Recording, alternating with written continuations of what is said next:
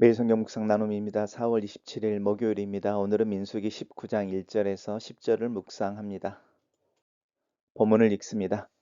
여호와께서 모세와 아론에게 말씀하여 이르시되 여호와께서 명령하시는 법의 율례를 이제 이르노니 이스라엘 자손에게 일러서 온전하여 흠이 없고 아직 멍에 매짐 아니한 붉은 암송아지를 내게로 끌어오게 하고 너는 그것을 제사장 엘르아살에게 줄 것이요 그는 그것을 진영 밖으로 끌어내어서 자기 목전에서 잡게 할 것이며 제사장 엘리아살은 손가락에 그 피를 찍고 그 피를 회막 앞을 향하여 7번 뿌리고 그 암소를 불사르게 하되 그 가죽과 고기와 피와 똥을 불사르게 하고 동시에 제사장은 백향목과 우슬초와 홍색 실을 가져다가 암송아지를 사르는 불 가운데 던질 것이며 제사장은 자기 옷을 빨고 물로 몸을 씻은 후에 진영에 들어갈 것이라.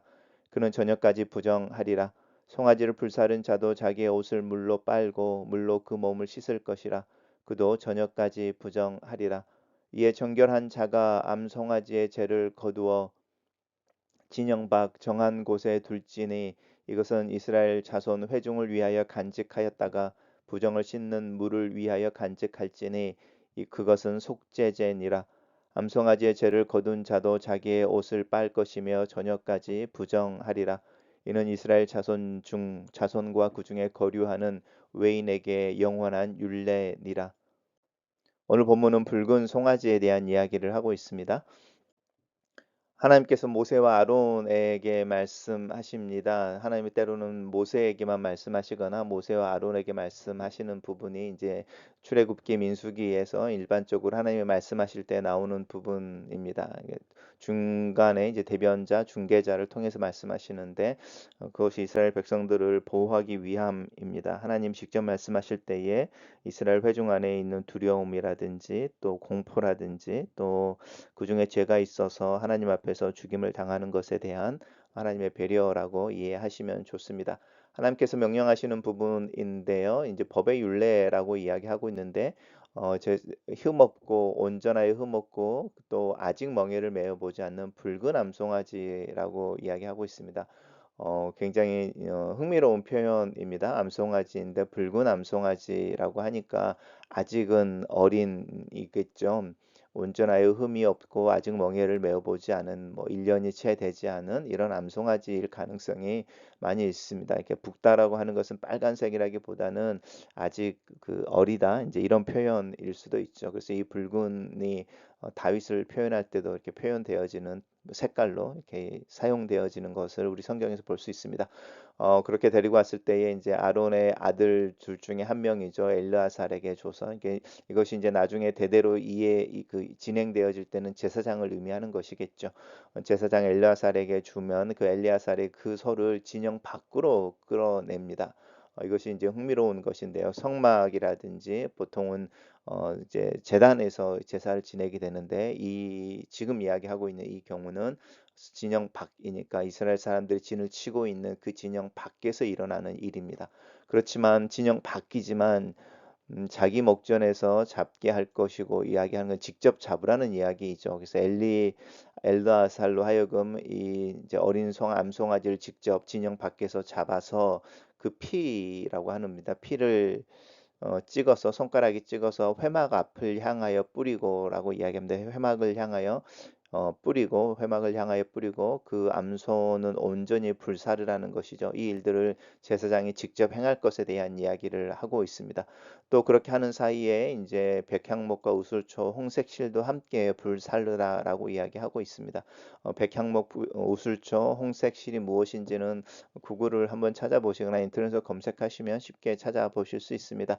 그리고 이제 제사장은 그 일을 한 후에 자기 옷을 빨고 물로 몸을 씻은 후 진영에 들어가는데 그날 저녁까지는 부정하다라고 이야기하면서 격리하라는 거죠. 격리하고 분리하고 잠잠히 하나님 앞에서 은혜의 때를 기다리는 것에 대한 이야기를 합니다. 송아지가 불사를 때 그 송아지를 불사르는 것을 돕는 자 또한 제사장이겠죠. 아니면 레위 사람들 돕는 자들 또한 물을 씻고 정결하는데 저녁까지 부정하다라고 말하는 부분입니다.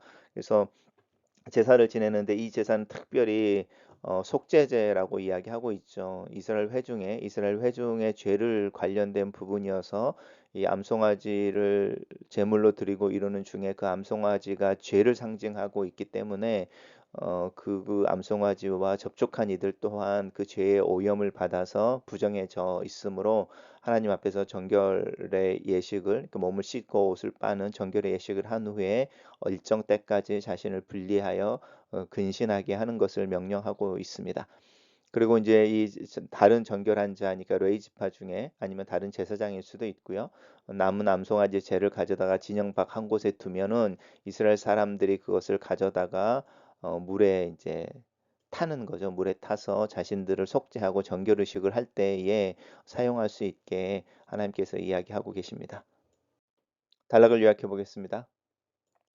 하나님께서 이스라엘을 위하여 흠없고 멍에 메어 보지 않은 붉은 암송아지를 가져와 제사를 드려 제사장이 먼저 정결하고 이스라엘 회중이 정결하는 법을 가르쳐 주신다. 이렇게 정리했습니다.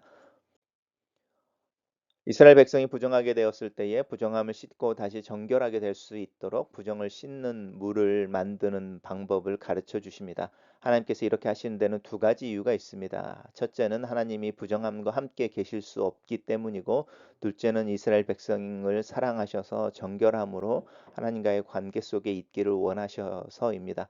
사랑하는 백성들과 함께 하시려고 그들의 부정을 씻는 방법을 하나님께서 마련해 주시는 것입니다. 하나님 우리의 정결을 위해서 또 우리에게 성결한 삶을 요구하고 계시는 것, 그 하나님의 마음의 동기는 우리를 향한 사랑, 우리와 함께 있고 싶어 하시는 하나님의 마음 때문임을 기억하면 좋겠습니다. 하나님께서는 일반적인 속죄 제사와는 이례적인 제의를 지정하고 계십니다. 온전하고 생명력이 넘치는 붉은 암송아지를 부정한 짐승으로 취급해서 진영 밖에서 잡으라고 하십니다. 일반 속죄제처럼 제사장이 그 피를 찍어 회막 앞쪽으로 7번 뿌리라고 하시지만, 피를 향단 뿔에 바르는 의식과 피를 전부 제단 밑에 번제단 밑에 뿌리는 의식은 생략됩니다.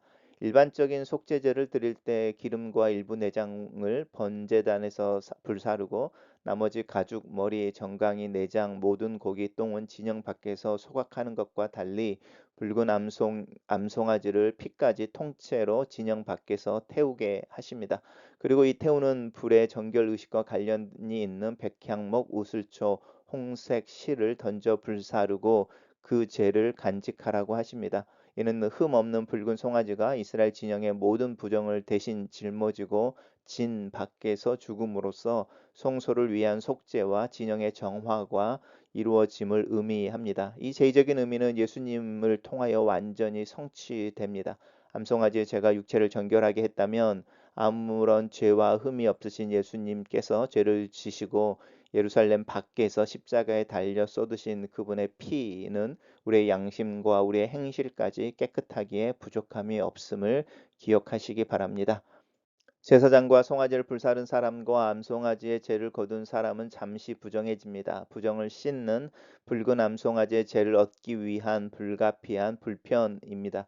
이들 덕분에 이스라엘 전체가 정결해질 수 있습니다. 공동체의 유익 뒤에 언제나 누군가의 수고가 있음을 기억하고 그들에게 감사를 표현하면 좋겠습니다. 글로 쓰는 기도입니다. 살아계신 하나님의 은혜를 감사합니다. 나를 정결하게 하시고 하나님 앞에 나아가는 특권을 주셔서 감사합니다. 예수 그리스도의 십자가와 그 보혈 아래 나를 세웁니다. 나를 새롭게 하시는 성령의 활동하심을 느낍니다. 나를 새롭게 하시고 부르시는 은혜가 오늘 하루 새롭게 하시기를 위해 예수님의 이름으로 기도합니다. 아멘.